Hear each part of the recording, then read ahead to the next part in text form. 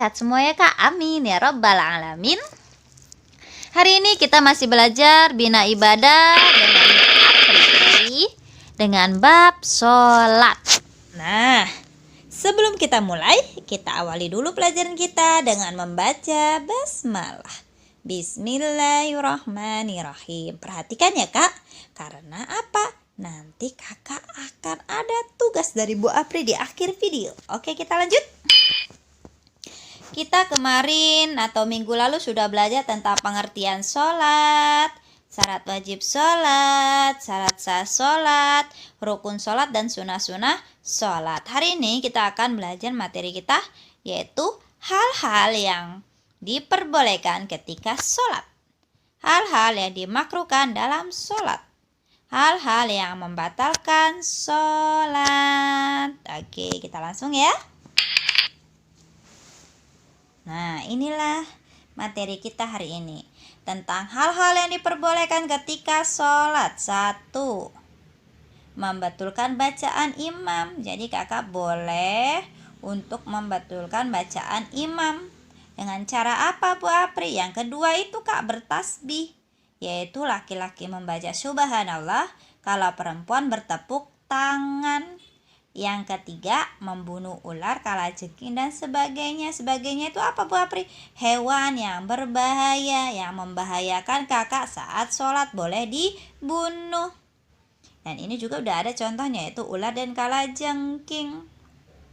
Yang keempat, mendorong orang di hadapannya ketika sholat.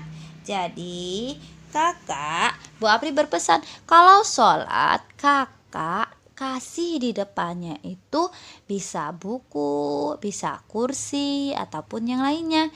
Agar apa? Agar tidak ada yang lewat di depan kakak, sehingga mereka tahu bahwa kakak lagi sholat, dan mereka juga tahu bahwa itu tidak boleh dilewatkan karena lagi sholat.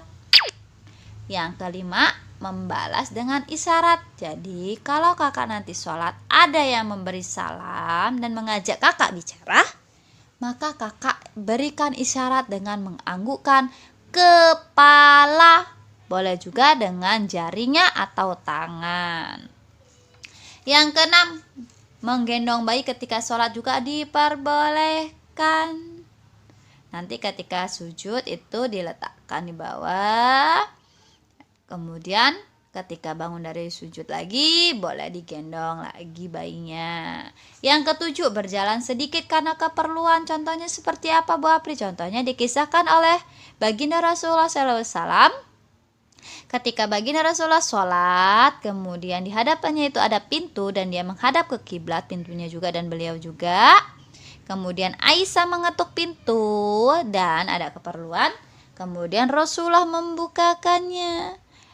Kemudian Rasulullah melakukan sholat kembali, dan disitulah boleh, kecuali kalau kakak sholat di hadapannya itu nggak ada apa-apa ya Kak, tembok aja, kemudian menghadap kiblat, dan pintunya pun di ujung kakak sana jauh, kakak tidak boleh berjalan ya. Itu bukan sedikit lagi, itu udah banyak jalannya. Oke Kak, sampai di sini paham ya? Kalau belum paham, kakak boleh bertanya dengan Bu Apri ya nanti ya. Boleh lewat WA Kak. Yang ke-8, melakukan gerakan ringan. Gerakan ringan itu contoh seperti apa Bu Apri? Berdehem. Boleh. Ya. Terus apa lagi Bu Apri? Kakak boleh selain itu meletakkan tangan ke mulut ketika menguap, itu boleh. Atau membetulkan saf dengan mendorong seseorang ke depan atau menariknya ke belakang, itu juga boleh. Kakak bisa baca bukunya halaman 15 ya Kak. Oke, kita lanjut.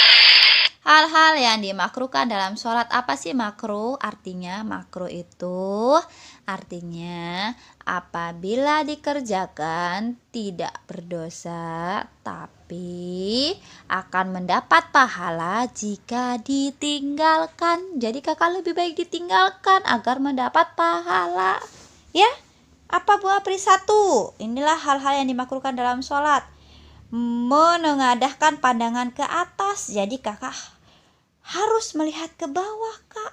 agar kakak mendapat pahala. Lihat sujudnya, ya, pandangannya kemudian ke bawah, lihat sujudnya.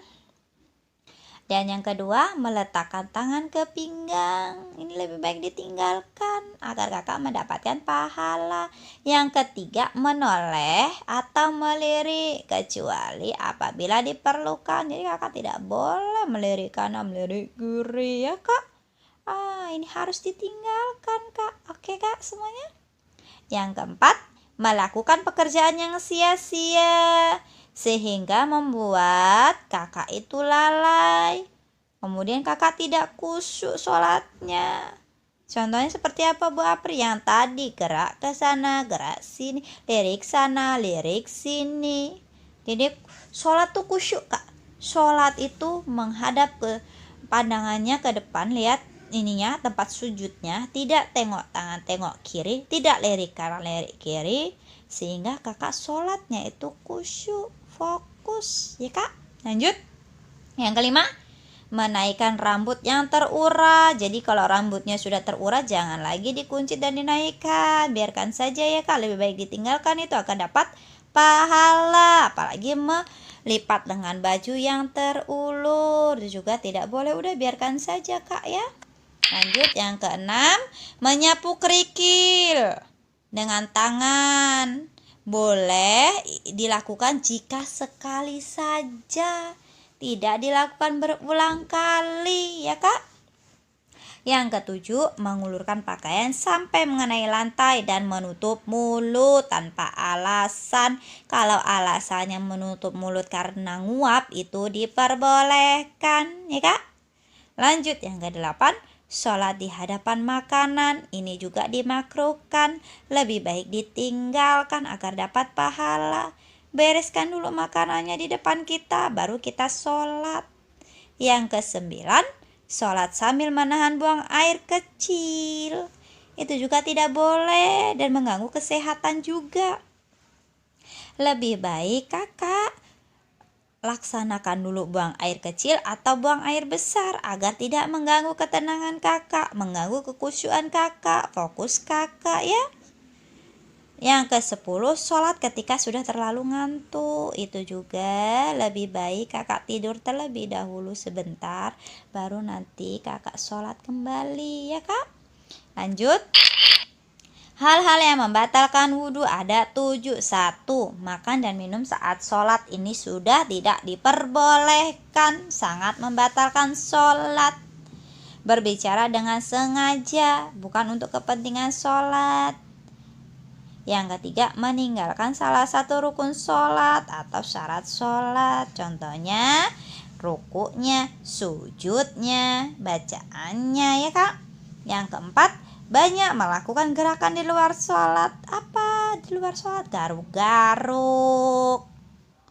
Kemudian kakinya ditaruh, dilangkahkan ke depan, tangannya dilentangkan, taruh di bawah. Itu juga tidak boleh, karena itu di luar gerakan sholat. Yang kelima, tertawa sampai terbahak-bahak, juga tidak boleh. Yang keenam, tidak berurutan dalam melaksanakan sholat. Contohnya seperti apa Bu Apri? Dia tidak berurutan. Jadinya dari takbir langsung ke ruku, ke sujud. Jadinya rukunya ketinggalan. Kemudian nanti dari dari ruku langsung deh duduk atahiyat akhir, ya kan? Itu namanya tidak berurutan, tidak boleh. Itu membatalkan sholat. Yang ketujuh, kelupaan yang fatal seperti menambah sholat. Oke kak, lanjutnya kita akan bermain quizzes. Tapi sebelumnya kakak pahami dulu videonya dan kakak bisa membaca kembali bukunya di buku Bina Ibadah kelas 4 ya kak. Di halaman berapa Bu Apri? Di halaman 13 sampai halaman 17. Oke kakak, itulah pelajaran kita hari ini. Kita akhiri dengan membaca hamdalah.